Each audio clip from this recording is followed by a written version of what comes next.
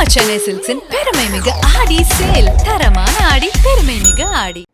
தமிழகத்தில் மின்சார கட்டணம் உயர்த்தப்பட்டதற்கு எதிர்க்கட்சிகளும் சிறு குறு தொழில் நிறுவனத்தினரும் கண்டனம் தெரிவித்துள்ளனர். தொடர்ந்து பார்த்தீங்கன்னா இந்த உயர்வுகள், அதாவது சொத்து வரி உயர்வு, அப்புறம் வீட்டு வரி உயர்வு, பால் விலை உயர்வு, மின்சார கட்டணம் ஏற்கனவே உயர்த்திய நிலையில மீண்டும் ஒரு மின்சார கட்டணத்தை உயர்த்திருக்காருன்னு சொன்னால் மக்களை எந்த அளவுக்கு இந்த விடியாத அரசு வஞ்சிக்கிறது என்பதற்கு இதை விட ஒரு சான்று நிச்சயமாக இருக்க முடியாது. இன்றைக்கு நாங்க சொன்னோம், பரிசுகள் உங்களுக்கு தொடர்ந்து ஜெயிச்சோன்னு சொன்னோம், இன்னும் பரிசுகள் உங்களுக்கு தொடர்ந்து மக்களுக்கு கொடுப்பாங்க. அதை இப்போ மின்சார கட்டணத்தை ஏற்றிருக்காங்க. அடுத்தது என்ன பண்ணுவாங்கன்னா பேருந்து கட்டணத்தை ஏற்றுறதுக்கு உண்டான அந்த முயற்சி நடக்கும். இது கண்டிப்பா பாருங்க, அது செய்ய போறாங்க இந்த கவர்மெண்ட்டை பொறுத்தவரையில.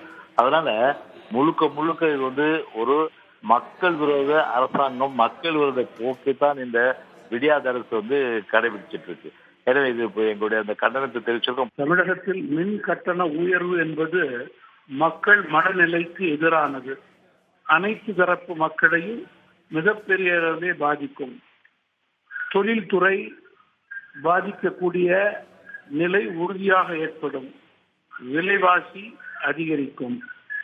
ஏற்கனவே தமிழக அரசு சொத்து வரி, பால் விலை உயர்வு, மின் கட்டணம், பத்திரப்பதிவு உயர்வு, தண்ணீர் வரி, வீட்டு வரி என்று மக்கள் மீது ஏகப்பட்ட சுமையை சுமத்தி இருக்கிறது.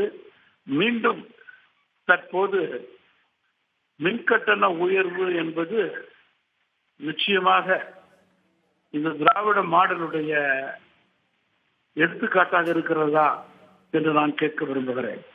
2021 இந்த மின் கட்டண உயர்வு வரும் பொழுதே ஆண்டிற்கு 6% அல்லது ஒரு குறிப்பிட்ட அளவிற்கு ஏற்றிக்கொள்ளலாம் என்று ஒழுங்குமுறை ஆணையம் அறிவித்திருந்தது.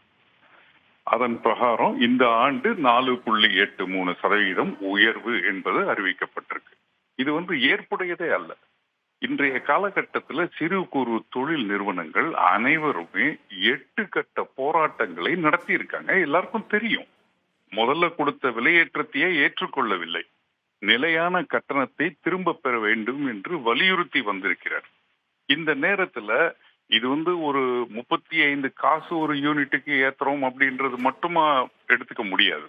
அதாவது எவ்வளவு சுமைகளை ஏற்றினாலும் கடைசியில ஒரு மைல் இறகை வைக்கும் பொழுது எப்படி தராசு உடைந்து விடுமோ அதை போல தாங்க முடியாத ஒரு நிலையிலே, ஒரு கவலையிலே தொழில்கள் அழிந்து கொண்டிருக்கக்கூடிய ஒரு காலகட்டத்திலே இந்த விலையேற்றம் கண்டிப்பாக ஏற்புடையதாக மக்கள் மத்தியில் இருக்காது. நம்ம சென்னை சில்க்ஸின் பெருமை மிகு ஆடி சேல். தரமான ஆடி, பெருமை மிகு ஆடி.